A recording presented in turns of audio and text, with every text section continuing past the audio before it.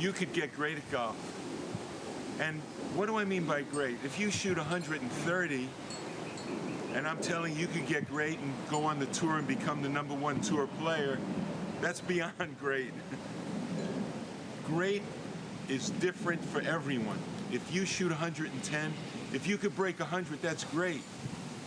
If you shoot 100, if you could break 90, that's great. If you shoot in the 90s, you shoot in the low 80s, there comes a point maybe you shoot in the middle 80s. If you could break 70, if you're on the tour, you want to get in the top 100, you're in the top 10, you want to become #1. Great means different things to different people. But whatever your goal is in golf, I believe you could get great.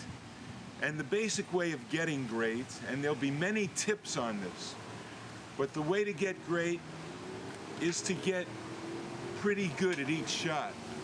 Because great is not a perfect backswing. A great is, and this is how I define great, shooting low scores. For you, low scores for you is great. And you could get great if you could just be pretty good at each part of the game. Putting, chipping, pitching, sand shots, trouble shots, full swing, strategy. If you could get good at each part of the game without any big weaknesses, you know, you could have a chain with 50 links, 49 of them perfect, one of them a bad link, you've got a bad chain.